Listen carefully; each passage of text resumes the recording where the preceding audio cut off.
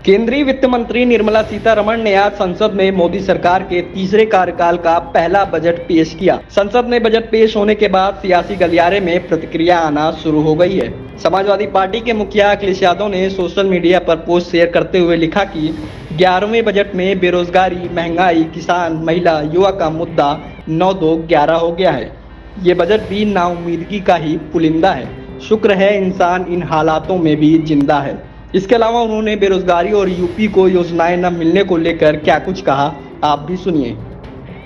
ये नाउम्मीदी का पुलिंदा है और शुक्र तो इस बात का है कि इंसान इसमें भी जिंदा है। इस समय अशोक माइक ऊपर करना भाई। जो सवाल पहले थे, महंगाई, बेरोजगारी और जो सपने दिखाए गए थे बड़े बड़े, अगर हम यूपी का ही देख लें तो निवेश की हालत क्या रही होगी। और जो बातें आंकड़ों के हिसाब से बड़ी बड़ी कही जाती हैं, जो इनके प्रोजेक्ट चल रहे होंगे वो प्रोजेक्ट कोई समय पर पूरा नहीं हुआ है इनका। अब मान लीजिए सरकार बचानी है तो अच्छी बात है कि बिहार को, आंध्र प्रदेश को कुछ विशेष पैकेज या विशेष योजनाओं से जोड़ा गया है, लेकिन उत्तर प्रदेश जैसा प्रदेश जो प्रधानमंत्री देता है, क्या वहां के किसान के लिए कुछ बड़े फैसले हैं? किसान की फसल की पैदावार, उसकी कीमत के लिए क्या कोई इंतजाम है?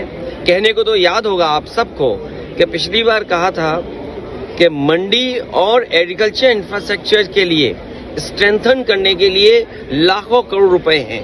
अगर वो इंफ्रास्ट्रक्चर स्ट्रेंथन हुआ था तो इसका मतलब किसान की आय दोगुनी होनी चाहिए या किसान की आय बढ़नी चाहिए थी, वो तो नहीं बढ़ी। तो किसान के साथ संकट पैदा किया इन्होंने। बेरोजगारी इन्होंने बढ़ाई है। 10 साल में जो इतनी बेरोजगारी बढ़ गई उसको कैसे कम करें, और वो भी आधी अधूरी नौकरी से। आप 2 साल की, 1 साल की या कुछ ट्रेनिंग करा करके नौकरी या रोजगार का सपना दिखा रहे हैं। देश का नौजवान अपना भविष्य बनाने के लिए पक्की नौकरी चाहता है, और फिर जो आधी अधूरी नौकरी है, क्या उसमें आरक्षण होगा? क्योंकि सरकार तो पीठ थपथपा रही है कि 10 लाख से 20 लाख मुद्रा लोन कर दिया और युवाओं के लिए इंटर्नशिप। मैं आपसे कह रहा हूं कि इंटर्नशिप परमानेंट नौकरी नहीं है, या और जो व्यवस्थाएं बनाई जा रही है बजट के माध्यम, वो पक्की नौकरी नहीं है। समाजवादी पार्टी का मानना है कि बजट के माध्यम से जब जनता ने आपको तीसरी बार चुन करके भेजा है तो पक्की नौकरी के लिए क्या इंतजाम है। और कहने को कह रहे हैं कि हम जो एडिबल ऑयल है, चाहे वो मस्टर्ड, सेस्मिक, आपका सोयाबीन, आपका ग्राउंडनट, सवाल ये नहीं है। सवाल ये है कि बाजार को आपने 10 साल किसकी मदद की जिससे बाजार में वो खाने पीने का रिफाइंड तेल भर गया, जो बाजार में आज पक्की तरीके से खड़ा है। तो आप किसान को क्या एमएसपी देंगे? क्या हॉर्टिकल्चर क्रॉप्स के लिए आपके पास कोई एमएसपी देने का इंतजाम है?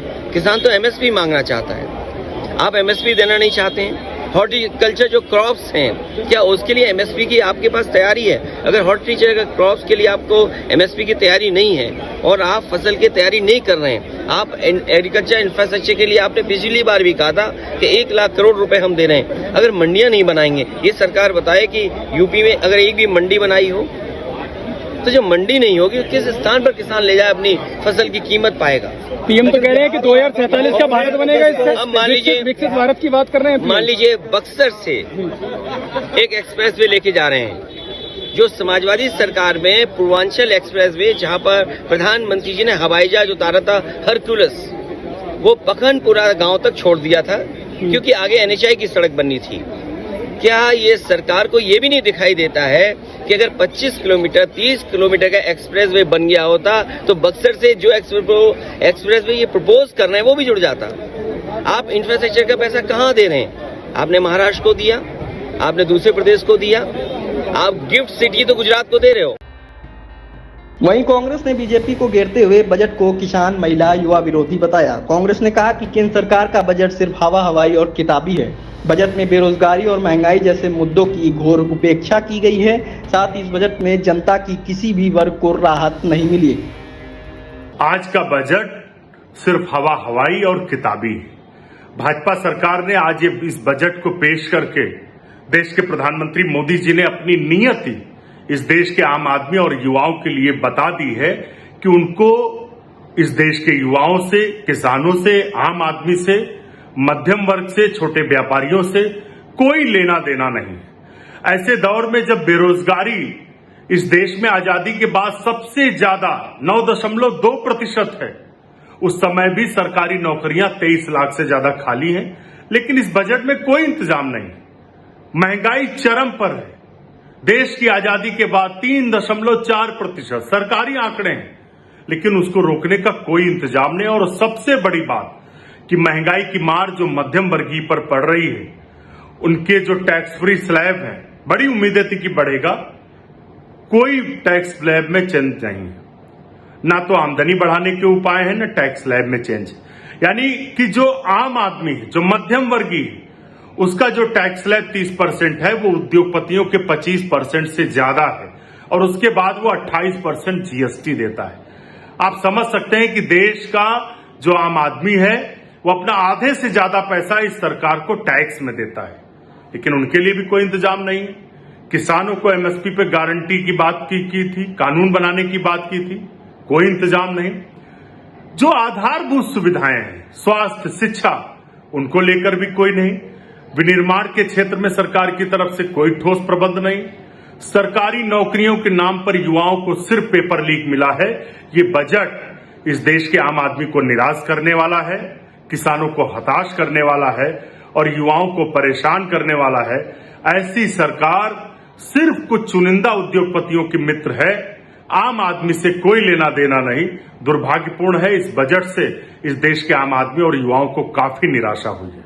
देखिए, ये बजट सिर्फ और सिर्फ पूंजीपतियों का बजट है और झूठ का पुलिंदा इस बजट ने जाहिर कर दिया है।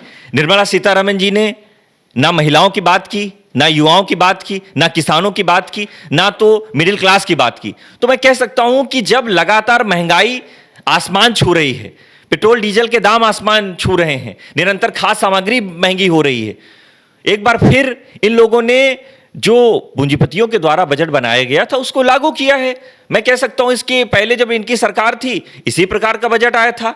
ये लोग किसानों का कर्जा माफ नहीं करेंगे, लेकिन पूंजीपतियों का कर्जा जरूर माफ करेंगे, क्योंकि जिस तरह से लगातार इस सरकार ने देश की आवाम पर अत्याचार किया है, उसमें आपने देखा होगा कि इन लोगों ने कोई भी पॉलिसी लागू कर देते, उस पॉलिसी का कोई भी किसी को इंप्लीमेंटेशन नहीं पता होता।